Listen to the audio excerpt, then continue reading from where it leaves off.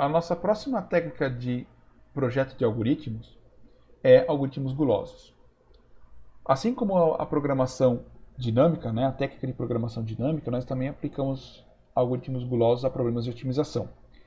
Em problemas de otimização, é normal termos que passar por uma sequência de etapas, e cada etapa, né, ter uma escolha. A gente pode imaginar que cada etapa é uma chamada da função recursiva, né, da mesma função ali. E a gente tem que fazer uma escolha.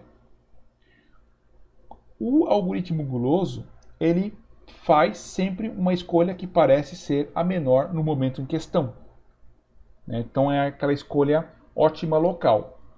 Para alguns problemas, a gente consegue demonstrar que essa escolha ótima local acaba acarretando em ele encontrar o ótimo global, sem precisar fazer backtrack, sem ele virar um força bruta. Então, para os algoritmos que são passíveis de se aplicar a técnica, né, para os problemas que é passível de se aplicar a técnica de algoritmos gulosos, é possível conseguir algoritmos extremamente eficientes para resolver o problema. Um problema pode ser o seguinte: eu quero dar o troco, tenho que dar 80 centavos de troco para uma pessoa. Então eu chamo lá a minha função dar troco com 80 centavos. Aí eu poderia, eu tenho algum conjunto de moedas que eu posso selecionar: 5 centavos, 10 centavos, 25 centavos, 50 centavos e R$1. R$1 não dá porque já está acima. Aí eu escolho 50 centavos e chamo recursivamente dar o troco em 30 centavos. Aí vai me dar o valor de número de moedas, né? Porque eu quero minimizar a quantidade de moedas que eu vou dar para a pessoa. Aí, essa mesma função recursiva agora, depois que eu tentei selecionar 50 centavos primeiro, eu tento selecionar uma moeda de 10 centavos e chamo recursivamente dar o troco para 70 centavos. Aí eu chamo novamente dar o troco com 25 centavos e chamo recursivamente dar o troco em 55 centavos, né?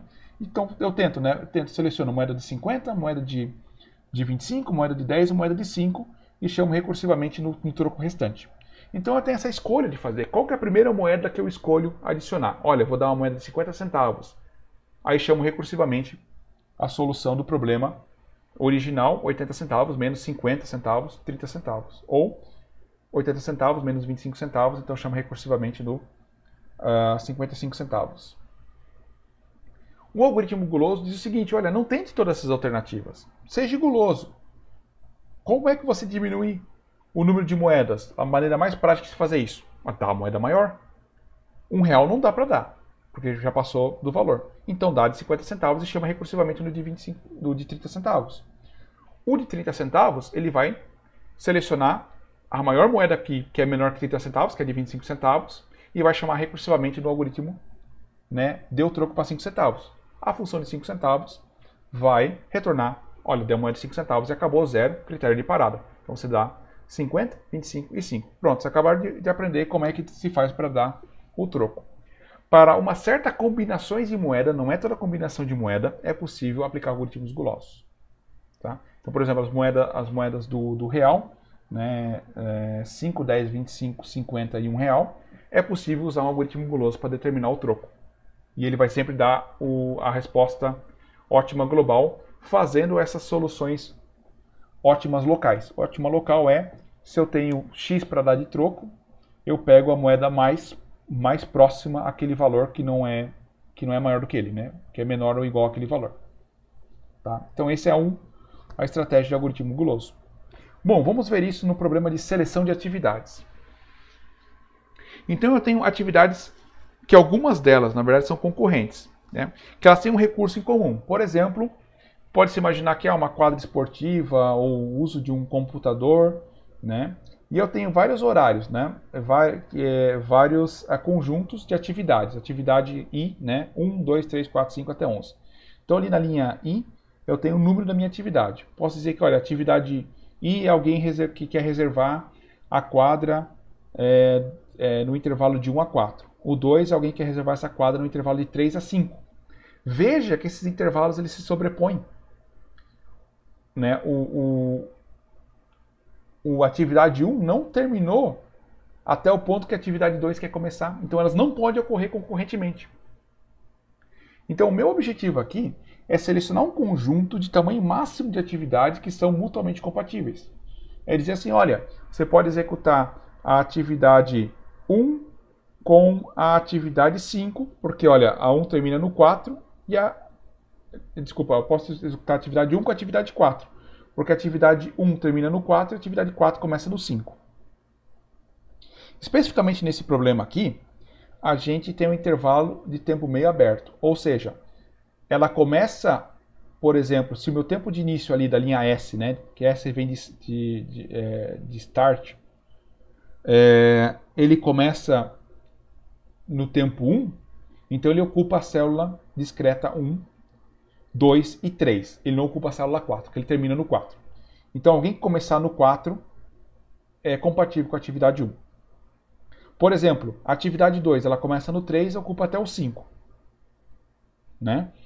A atividade 4 é compatível com ela, porque ela começa no 5. Então, terminou a atividade 2, já começa imediatamente a atividade 4.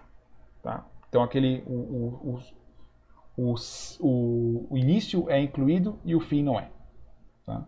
Então, aqui temos esse problema, que é uma instância desse problema. Né? Lembrando que programação a gente resolve não um problema específico, mas a gente não resolve uma instância específica, mas a gente resolve a classe toda de problemas.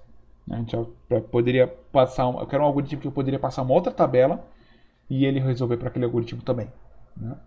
Tem os exemplos aí, a atividade 1 ela não é compatível nem com a 2, né? Porque a 1 vai de 1 a 4, a 2 começa em 3, não dá certo. Nem com a atividade 5, porque a atividade 5 também quer começar em 3, nem com a atividade 10, porque a atividade 10 começar no tempo 2, e no tempo 2 a atividade 1 está sendo executada ainda. A atividade 3 ela não é compatível com a 1, que ela ocorre de 0 a 6, também não é compatível com a 2, né? Porque de 3 a 5 elas estão ocorrendo uma faixa de tempo, elas estão ocorrendo ao mesmo tempo, então não é compatível, e assim por diante. A pergunta é, quais atividades eu posso executar, quais atividades eu devo executar de forma a maximizar o número de atividades mutuamente compatíveis? Ou uma pergunta mais simples é, qual é o número máximo de atividades que eu posso fazer ao mesmo tempo? São 3 atividades? São 4 atividades?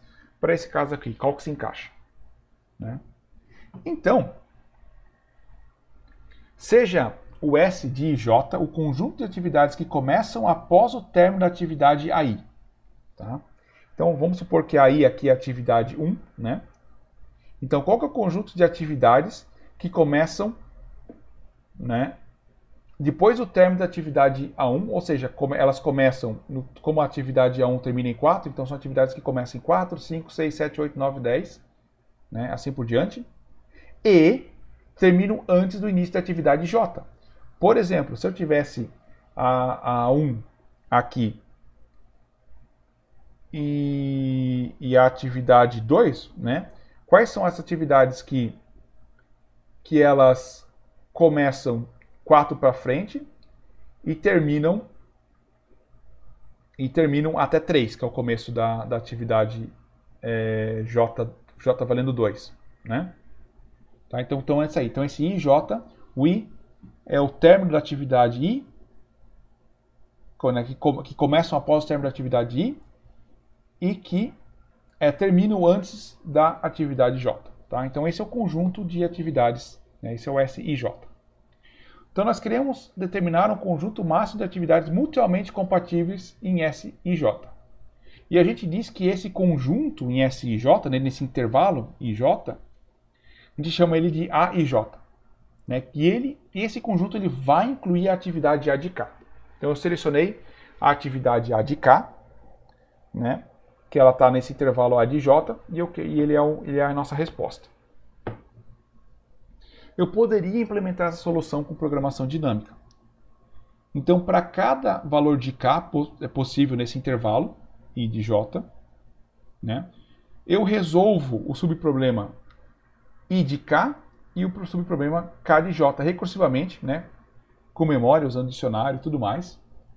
E eu consideraria que o A de K foi escolhido. Eu considero que ele foi escolhido. Só que eu faço isso para cada A de K possível. Basicamente, como o I de K e a K de J, né, isso significa dizer que se eu selecionasse a atividade 1, eu consideraria todas as atividades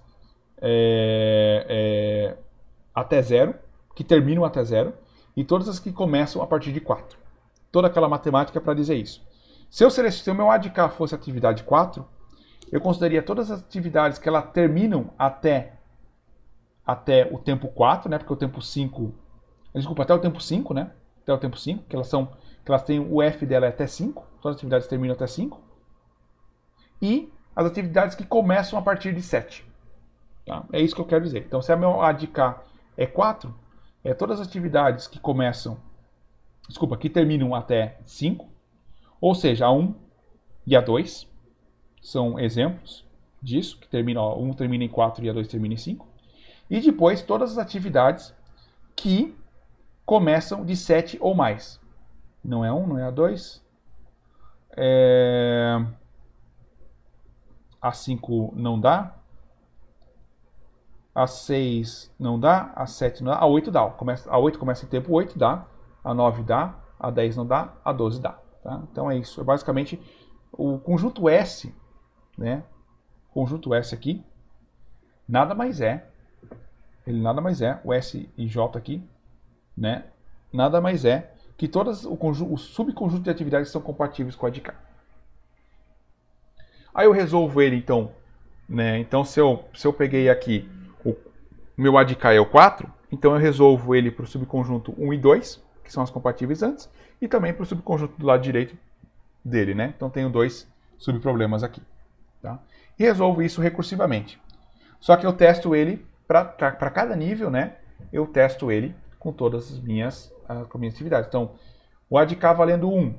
Qual é o conjunto anterior, qual é o conjunto posterior? O A de K valendo 2, o A de K valendo 3, valendo 4, valendo 5. E resolvo recursivamente para cada um. Ou seja, dá várias e várias chamadas recursivas. Né? Na verdade, pode dar, se eu tenho N atividades, pode dar até N-1 chamadas recursivas em cada nível. E o tamanho de cada atividade recursiva em média N sobre 2. Algumas são menores, algumas são maiores. Começa a ficar muito ruim. Tá? Bem ruim mesmo de resolver com PD. PD não resolve esse problema de uma maneira boa. Agora, será que a gente pode fazer uma melhor que o PD fazendo uma escolha gulosa? E qual que seria essa escolha gulosa? Isso é por intuição, tá? Que é escolher a atividade que deixa o recurso disponível para o maior número possível de outras atividades. Ou seja, pega a atividade que dura menos. Então, consideramos que as atividades estão ordenadas em ordem monotônica crescente de tempo do término em f de j. Né? Então, a gente pega a terminar... E se elas estão ordenadas monotonicamente, ou seja, de ordem crescente, pelo f, inclusive a entrada está assim nesse formato já. Veja que o f é crescente, o início não está ordenado, mas o término está ordenado. Tá? E ordenar isso toma n log n. Né? N sendo o número de atividades, então é rápido para ordenação, né? Rápido para ordenar. Então, mesmo que minhas atividades não tivessem ordenado, eu ordeno ela de uma forma rápida. Aí, se elas estão ordenadas dessa forma, né? Eu consigo escolher, porque basicamente não tem nenhuma atividade antes. Então, a atividade que terminar primeiro é a minha escolha local ótima. Porque ela é a atividade que dura menos. Porque veja aqui, nesse meu vetor aqui vai deixar mais tempo, né? Aqui eu selecionar a atividade 1, porque ela termina em 4. Ela termina em 4 e deixa mais tempo. Porque eu selecionar a 2, ela vai terminar só em 5. Ela vai terminar só lá em 5. Então ela já consumiu uma unidade a mais. Mas ela dura menos tempo, ela é só de 3 a 5. Sim, mas eu não consigo encaixar nada naquele intervalozinho ali entre 1 e 2. Não tem nenhuma atividade. Porque se eu tivesse uma atividade de 1 e 2, ela já viria antes, porque está ordenado pelo fim, né? Então a atividade que terminasse de 2, a atividade de 0, estaria ali, começaria em 1 e terminaria em 2. Então, como está ordenado pelo fim, eu simplesmente seleciono a atividade que termina antes, que vai me deixar mais tempo para frente. Se a gente fizer essa escolha gulosa, restará somente o subproblema S de K para resolver, né, que é a partir de agora, o que sobrou. Então, determinadas atividades começam após o término de A1, nesse caso. Então, seleciona a atividade nesse problema, né, a atividade que termina mais cedo, né, que vai deixar mais tempo para o resto, e seleciona ela. Nesse caso, a atividade é 1 que termina em 4, no tempo 4. Tá? O algoritmo para isso é extremamente simples. Eu tenho o S e o S é o meu vetor de início, o F é o meu vetor de tempos de fim, e ele está ordenado, eu parto da suposição que ele está ordenado. Né? Então, na posição I dele está a iésima atividade. E o K define o subproblema a ser resolvido, o késimo, né? Calcule aí pelo késimo elemento. E N é o tamanho original do problema. Tá? Então é bem simples, eu pego um valor de M que ele é maior que o meu atual primeiro, e eu procuro encontrar, né, no resto do meu vetor qual que é a primeira atividade que termina, qual que é a atividade que termina antes das que sobraram. Lembrando que o meu vetor está ordenado de acordo com o F. Então, essa atividade que termina antes, eu seleciono ela. Ali na linha 5, eu incluo ela, né? Incluo ela na minha lista de soluções. Aqui está o algoritmo de pseudocódigo. Incluo ela na minha lista de soluções. Incluir ela nas minhas soluções, todas as atividades que vêm antes, que não foram incluídas ainda, estão descartadas. Porque elas terminam depois, né? E tudo mais. Então, o segredo ali está na linha 2. O M menor igual a N quer dizer que eu realmente não posso estourar o meu número de atividades. Se eu tenho 16 atividades, não posso perguntar sobre a atividade 20, porque ela não existe. Bem simples. Aí eu vejo se ela tem o começo dela, é compatível com o fim da atividade anterior. Né? Com o fim da atividade anterior. Se ela não é, eu vou incrementando. A hora que ela é compatível, eu saio desse while e retorno ela, porque é ela que eu tenho que incluir. Tá? Então a primeira atividade, como está ordenado de acordo com o tamanho do F, a primeira atividade que é compatível, eu retorno ela porque ela vai ser a primeira a terminar, porque está ordenado pelo F. Tá? E isso aqui, né, roda em um tempo muito bom. Se você for observar aqui, ele só chama a lista a partir do M. E o M só vai incrementando de 1 em 1 a partir do K, que é o que você recebe. Então ele roda em O na N. Solução extremamente boa, né, para o problema de seleção de atividade. E a gente não vai mostrar aqui a solução, ele retorna a solução ótima global, fazendo essa escolha gulosa local. E a gente passa do pressuposto aqui, né, que o F está ordenado. Daí eu tenho que pagar N log de N para ordenar ele. Mas daí eu consigo resolver bem rápido o meu problema. Então essa é a estratégia gulosa. Então a gente viu, né, 3 das principais técnicas. É só para ter uma ideia mesmo, tá? Só para saber que elas existem e como elas funcionam. Vimos elas em problemas bem simples. Divisão e conquista, programação dinâmica e algoritmos gulosos. Essas 3 técnicas resolvem muitos e muitos problemas que é possível, são factíveis de se obter a solução ótima em um tempo bom. E quando não for mais possível alcançar esse tempo bom, aí vamos para meta-heurísticas, vamos para algoritmos de aproximação, né, inteligência artificial, aprendizado de máquina e tudo mais. Mas, se você tem um problema e você consegue usar uma técnica dessa para encontrar a solução ótima em um tempo baixo, essa é a alternativa que você deveria considerar mais fortemente. Então, é isso sobre técnicas e projetos de algoritmos, né? E até a próxima aula.